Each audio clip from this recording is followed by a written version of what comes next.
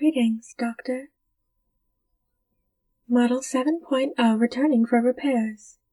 I will be awaiting your assistance at Station 4. Accepting diagnostic key. Authorizing hardware access. Activating diary protocol.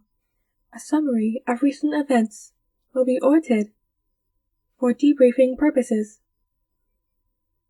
Meanwhile, here, Doctor, you may plug into my occipital port to run diagnostics. This week's statistics: 87.2% of civilians encountered were rescued as a direct result of my intervention. This is a 1.9% increase from last week's 85.3%. I will elaborate on some of the more unique situations I encountered. Monday, 3:47 p.m. A head-on collision took place on the West Point Bridge. According to eyewitness reports, a minivan jumped out of its lane and collided with a school bus. Both vehicles were sent teetering over the edge. When I arrived at the scene, it was apparent that they would both fall at any second. The driver of the minivan pleaded for help, which included a confession. I found this behavior to be counterintuitive. I examined her driving record through my database. This was actually her third incident while driving under the influence. Statistically speaking, if she were to be rescued, she would only end up behind the wheel once again, and cause even more harm. However, with the confession of her drinking, I was able to move her from the victim category to the suspect category, and prioritize the rescue of the school bus. I managed to safely pull the bus back onto the bridge so the children and driver could fully evacuate the area. Unfortunately, the suspect's vehicle fell off into the bridge. The suspect's vehicle fell off the bridge into the water below before I could bring them in for questioning. But since no victims were harmed, the mission was deemed a success. You disagree? Noted. We can discuss it further at a later time. Wednesday, 10:31 a.m. I was able to efficiently and peacefully prevent a robbery while patrolling South Bay. During my patrol, I caught the sight of 3 youths making their way towards a liquor store. They were acting suspiciously, and my scan indicated they were concealing weapons, so I stepped in. I suggested they surrender, but they did not comply. One, most likely the leader, pulled out his gun and shot me. Of course, it bounced off me, but the self-defense protocol was activated, so I quickly disarmed him.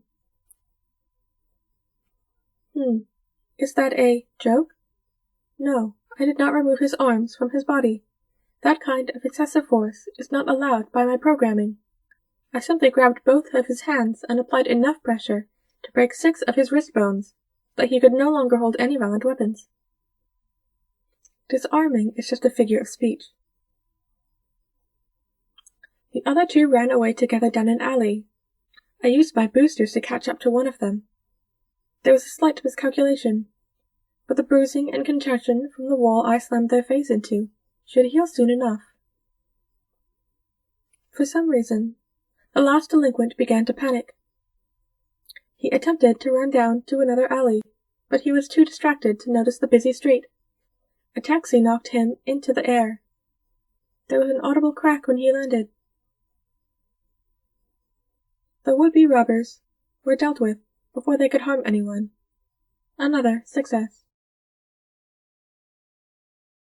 Thursday, 5:14 p.m. In Northridge, a 10-story apartment building began to collapse due to construction deficiencies. Dust and debris filled the adjacent streets. It was extremely chaotic. You have no knowledge of the event. That's unusual. Surely it would have been on the news. I will have to look into that later. Continuing. This is the most arduous event of the week. However, I can assure you that of the building's residents, There was no loss of life, except for one. There was a young girl on the 5th floor. She was babysitting. Despite her young age, she was made to care for those even weaker than she was. But she was very brave.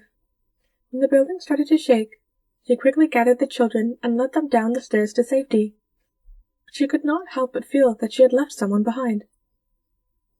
So she snuck back into the creaking building to search for more survivors, frantically checking each room, as if possessed, dreading the thought of someone being forgotten. But that fear was replaced by another when the floor gave way beneath her. She fell through all 5 stories. And when she hit the bottom, the building finally caved in on itself. This is strange. If there was no one else in the building, where did I obtain this level of detail? Doctor, is there a problem? Are you in distress?